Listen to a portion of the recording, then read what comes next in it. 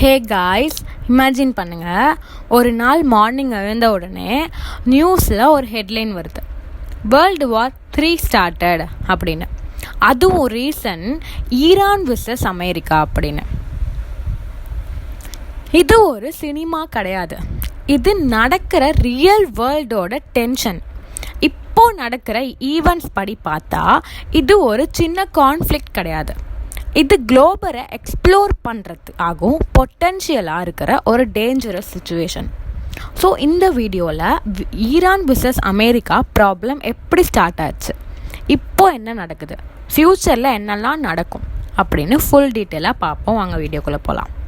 2026 world ஃபுல்லாக attention எடுத்தது ஒரு பெரிய இஷ்யூக்கு தான், ஈரான் விசஸ் அமெரிக்காவோட கான்ஃப்ளிக்ட்.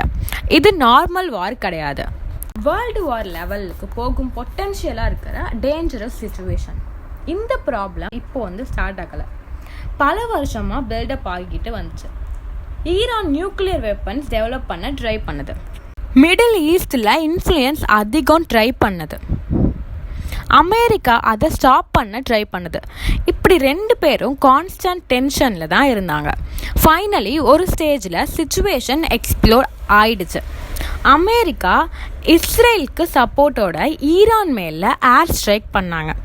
அந்த அட்டாக்ல முக்கியமான லீடர்ஸ், மிலிட்ரி அஃபீஷியல்ஸ் டார்கெட் பண்ணப்பட்டாங்க. இதுதான் டைரக்டாக வார் ஸ்டார்ட் ஆன மெயின் ரீசன். அதுக்கப்புறம் ஈரானும் சைலண்ட்டாக இருக்கல, அவங்கள மிசைல்ஸு, ட்ரோன்ஸு யூஸ் பண்ணி யூஎஸ் பேசஸ், இஸ்ரேலு, இன்னும் சில மிடில் ஈஸ்ட் கண்ட்ரிஸ் மேலே அட்டாக் பண்ண ஆரம்பித்தாங்க. இதனால் இது 2 நாட்டுக்குள்ளே இருந்த ஃபைட் இல்லை, ஃபுல் ரீஜியஸ் ப்ராப்ளம் ஆகிடுச்சு. இந்த வாரில் யூஸ் பண்ணுற மெத்தட்ஸும் ரொம்ப டேஞ்சரஸாக இருந்துச்சு. நார்மல் சோல்ஜர்ஸ் ஃபைட் மட்டும் இல்லை, ட்ரோன்ஸு, மிசைல்ஸு, சைபர் அட்டாக்ஸு எல்லாம் யூஸ் பண்ணுது. அமெரிக்கா ஈரானோட சிஸ்டமை ஹேக் பண்ண ட்ரை பண்ணாங்க. ஈரானும் யூஎஸ் சிஸ்டம் மேலே சைபர் அட்டாக் பண்ண ட்ரை பண்ணாங்க. இது ஃபியூச்சர் வார்ஸை எப்படி இருக்கும்னு காமிக்கிற எக்ஸாம்பிள்ஸ் தான். இன்னும் முக்கியமான பாயிண்ட் என்ன அப்படின்னா ஆயில். ஈரான் ஸ்ட்ரெய்ட் ஆஃப் ஹார்மஸ்ன்னு ஒரு இம்பார்ட்டன்ட் சீ ரூட் கண்ட்ரோல் பண்ண ட்ரை பண்ணுச்சு.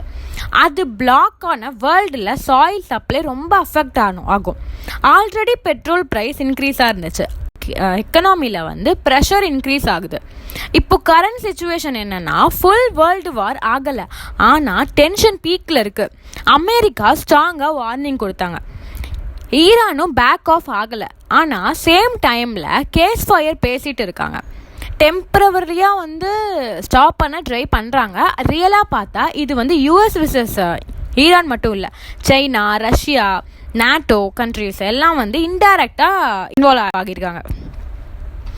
இது கொஞ்சம் தப்புனா ஃபுல் குளோபல் வாரே ஸ்டார்ட் ஆகிறதுக்கும் சான்சஸ் இருக்குது. அதனால தான் எக்ஸ்பர்ட் சொல்கிறாங்க இது வேர்ல்டு வார் 3க்கு ஸ்டார்டிங் ஸ்பார்க் ஆகலாம்னு.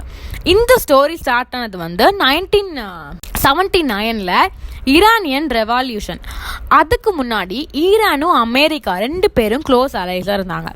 ஆனால் ரெவல்யூஷன் அப்புறம் ஈரான் யூஎஸ் இன்ஃப்ளூயன்ஸை ரிஜெக்ட் பண்ணிடுச்சு. ஈரானியன் ரெவல்யூஷன் சொல்கிறது ஒரு சிம்பிள் கவர்மெண்ட் சேஞ்ச் இல்லை, அது ஒரு ஃபுல் கண்ட்ரியோட சிஸ்டமையே மாற்றின பெரிய டேர்னிங் பாயிண்ட். இதுக்கு முன்னாடி ஈரானில் ரூல் பண்ணது மொஹம்மத் ரெசா ஷக் பல்வின்னு ஒரு கிங்கு தான். அவர் ரொம்ப வெஸ்டர்ன் கண்ட்ரீஸை எஸ்பெஷலி அமெரிக்காவோட க்ளோஸாக இருந்தாங்க. மாடர்னைசேஷன்னு பேரில் ஈரானில் western culture, dress, life style எல்லாமே இன்ட்ரடியூஸ் பண்ணாங்க. ஆனால் இது எல்லாருக்கும் பிடிக்கல, especially religious people and poor கிளாஸ்க்கு அவங்க ஃபீல் பண்ணது என்ன அப்படின்னா, நம்ம ட்ரெடிஷ்னல் இஸ்லாமிக் வேல்யூஸ்க்கு எல்லாமே டிஸ்ட்ராய் ஆகுது அப்படின்னு.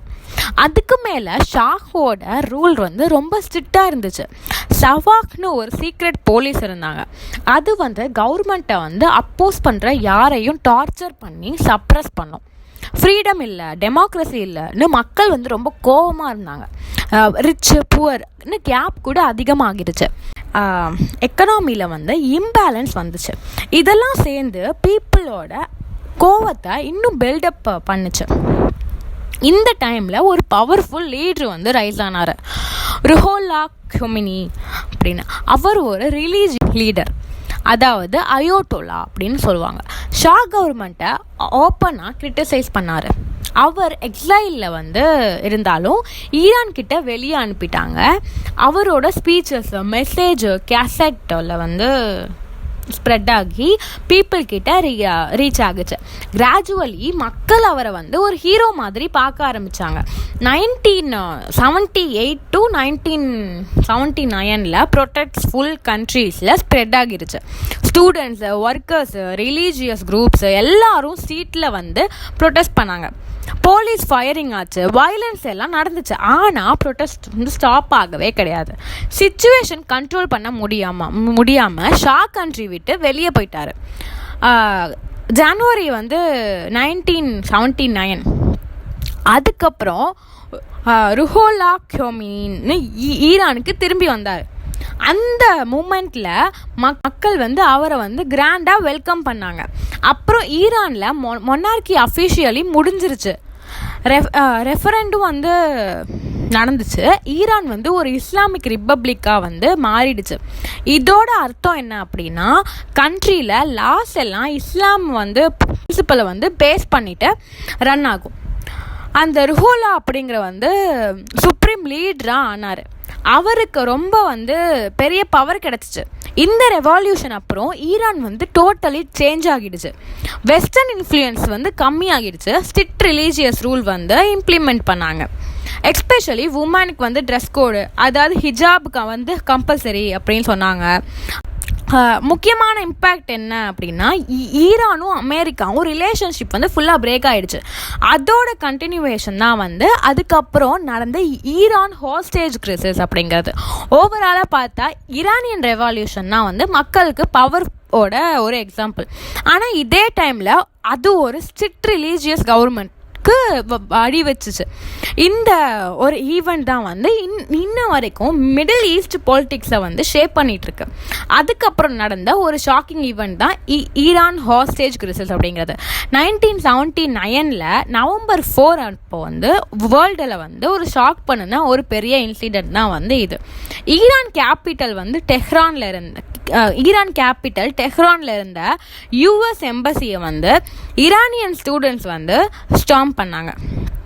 இந்த ஸ்டூடெண்ட்ஸ் எல்லாம் ருஹோல்லா சப்போர்ட் பண்ணுற ஒரு குரூப் தான்.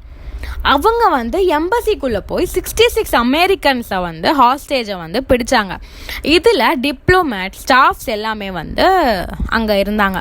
லேட்டர் கொஞ்சம் பேர் வந்து ரிலீஸ் பண்ணாலும் ஃபைனலாக 52 அமெரிக்கன்ஸ் வந்து 444 டேஸ்க்கு மேலே ஹாஸ்டேஜாக வச்சாங்க. இது ஹிஸ்ட்ரியில் ஒரு லாங்கஸ்ட் ஹாஸ்டேஜ் கிரைசிஸாக ஒன்று. இது ஏன் நடந்துச்சு அப்படின்னா, பேக்ரவுண்ட் வந்து ரொம்ப இம்பார்ட்டண்ட்டு. ஈரானில் ரீசெண்டாக நடந்த ஈரானியன் ரெவல்யூஷன் அப்புறம் யூஎஸ் மேலே ஆல்ரெடி கோவம் வந்து அதிகமாக இருந்துச்சு. ரீசன் என்ன அப்படின்னா, யூஎஸ் முன்னாடி வந்து சப்போர்ட் பண்ண கிங் வந்து முகமது ரிசா ஷஹா. அவங்க வந்து ரெவல்யூஷன் அப்புறம் ஈரான் விட்டு வெளியே போயிட்டாங்களா. ஆனால் 1979 அக்டோபரில் யூஎஸ் வந்து அவங்கள மெடிக்கல் ட்ரீட்மெண்ட்டுக்கு அலோவ் பண்ணுச்சு. இதை பார்த்தேன் ஈரான் பீப்புள் வந்து யூஎஸ் வந்து இன்னும் அவங்கள வந்து சப்போர்ட் பண்ணுது, மேபி திரும்ப பவருக்கு கொண்டு வரும் அப்படின்னு பயந்தாங்க. அதனால தான் எம்பசி அட்டாக் நடந்துச்சு. ஹாஸ்டேஜை வந்து பிடிச்சவங்க டிமாண்ட் என்ன அப்படின்னா, ஷாஹை வந்து ஈரானுக்கு அனுப்பணும், அவங்கள வந்து ட்ரையல் பண்ண வேணும் அப்படின்னு சொன்னாங்க. ஆனால் யூஎஸ் வந்து அப்போ பிரசிடென்ட் வந்து ஜிம்மி கார்ட்டர் அப்படின்னு அதை வந்து ரிஜெக்ட் பண்ணிட்டாரு. அதுக்கு ரெஸ்பான்ஸாக வந்து யூஎஸ் வந்து ஈரானோட பில்லியன்ஸ் ஆஃப் ஒர்த் அசெட்ஸோட அதை வந்து ஃப்ரீஸ் பண்ணிடுச்சு.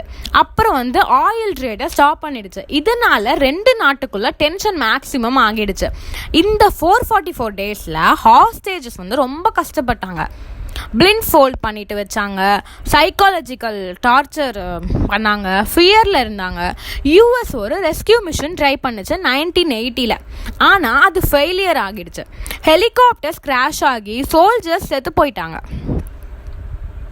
இது வந்து அமெரிக்காவுக்கு ஒரு பெரிய எம்பரஸ்மெண்ட் ஆகிடுச்சு. அதுக்கப்புறம் ஃபைனலி 1981 நெகோட்டியேஷன்ஸ் அப்புறம் வந்து ஒரு அக்ரிமெண்ட் வந்துச்சு. என்ன அப்படின்னா, ஈரான்ஸ் வந்து ஒரு கண்டிஷன் வச்சுச்சு. அவங்க கண்டிஷன் என்ன அப்படின்னா, அசட்ஸ் வந்து ரிலீஸ் ஆகணும், இன்டர்ஃபியரன்ஸ் வந்து ஸ்டாப் பண்ணுங்க அப்படின்னு. அப்புறம் வந்து ஜனவரி 20 வந்து 1981 வந்து நியூ பிரசிடென்ட் வந்து ஸ்வியர் இன் ஆன வந்து நேரத்தில் வந்து ரிமைனிங் 52 ஹாஸ்டேஜஸ் வந்து ரிலீஸ் பண்ணப்பட்டாங்க. ஓவராலாக பார்த்தா இந்த ஹாஸ்டேஜ் கிரிசிஸ் வந்து யூஎஸ் டு ஈரான் ரிலேஷன்ஷிப்பை டோட்டலாக டிஸ்ட்ராய் பண்ணிடுச்சு. இன்ன வரைக்கும் 2 நாட்டுக்குள்ள ட்ரஸ்ட்ன்ற ஒன்றே கிடையாது. அதுக்கு மெயின் ரீசன் வந்து இந்த இன்சிடென்ட் தான். இது ஒரு பொலிட்டிக்கல் இஷ்யூ மட்டும் இல்லாமல் இது வந்து வேர்ல்டு பாலிட்டிக்ஸ் வந்து ஒரு டேர்னிங் பாயிண்ட்.